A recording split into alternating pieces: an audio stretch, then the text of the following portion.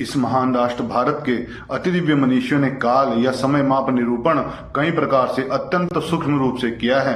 काल के अर्थ और प्रकार की जितनी व्याख्या भारत में हुई उतनी आज तक भी आधुनिक विज्ञान में नहीं हो पाई है। भारत में 4 प्रकार के काल, 9 प्रकार के कालमान, 60 प्रकार के युग, भूमि माप के लिए 7 प्रकार के योजन हैं तथा आकाश का परिमाप जितनी सूक्ष्मता से किया गया है, इसकी सराहना विश्व भर ने स्वतंत्र शब्दों से की है। यह आज भी आधुनिक विज्ञान में अनुसंधान को नई दिशा प्रदान करता है। विश्वविख्यात वैज्ञानिक एवं कालगणक भारतीय काल मापक पद्धति का आज भी अध्ययन करते हैं। प्रकाश किरण की गति माध्यम से या कालखंड तथा आकाश पिंडों की संख्या की समानता, ऐसा विचार विज्ञान में आज तक भी नहीं हो पाया है। यह मूर्खता ही है कि कैसे हमने इतने दिव्य एवं अति सूक्ष्म काल गणना पद्धति को छोड़कर पाश्चात्य काल पद्धति को स्वीकार कर लिया। चर्चा करते हैं काल की परिभाषा एवं काल के 4 प्रकारों के विषय में। तो काल की परिभाषा विभिन्न दर्शनों में कई प्रकार से की गई है। साधारणतः परिवर्तन का आभास काल है। सूर्य सतत परिवर्तनशील काल का द्योतक है। एक फल जो पहले पुष्प के रूप में था, फिर फल बना, पका और वृक्ष से अलग होकर भूमि पर आ गिरा एवं मनुष्य की निरंतर आयु वृद्धि सभी काल के द्योतक हैं। 4 प्रकार के काल पुरुष, जिनमें प्रथम क्षर पुरुष, जिसका हमेशा क्षय होता रहता है तथा अंत में पूरा विनाश हो जाता है। यह काल चक्र एक ही दिशा में कार्य करता है। जैसे अग्नि से निकला हुआ धुआं फिर अग्नि में वापस नहीं जा सकता, इसके काल को नित्य काल भी कहते हैं, जिसका एक अर्थ मृत्यु भी है। द्वितीय है अक्षर पुरुष।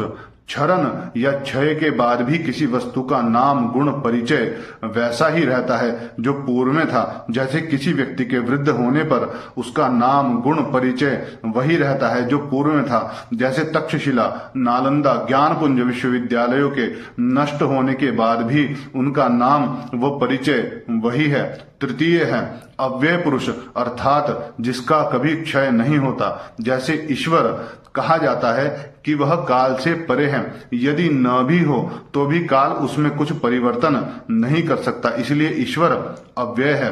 चतुर्थ है परात्पर पुरुष, जो सब जगह समान रूप से विद्यमान होता है, जिसका वर्णन नहीं किया जा सकता। अब कोई बुद्धिजीवी कह सकता है कि यह कैसी इकाई है जिसका वर्णन नहीं हो सकता, या इसके वर्णन की आवश्यकता ही क्या थी? आवश्यकता थी। विचार करें, क्या किसी पर्वत का परिमाण मनुष्य की बुद्धि से बड़ा हो सकता है? मनुष्य संसार में वह जीव है जिसने पहाड़ों को खोदकर खाई बना दी। जिस दिन मनुष्य इस वृहद ब्रह्मांड के प्रत्यक्ष व अप्रत्यक्ष तत्वों को जान लेगा, उस दिन यह ब्रह्मांड भी मनुष्य की बुद्धि के समक्ष छोटा हो जाएगा। यह भी सत्य है कि जानने योग्य वृहद से वृहद इकाई को जानने का मनुष्य को पूर्ण अधिकार है। अतः तो ब्रह्म जिज्ञासा, वह ब्रह्म को भी जानने का प्रयास करे, ऐसा स्वयं वेद कहते हैं। किंतु मनुष्य यह भी न भूले कि संसार में ऐसे भी तत्व हैं जो मनुष्य की बुद्धि से परे हैं। संभवतः यह वैदिक आज्ञा है।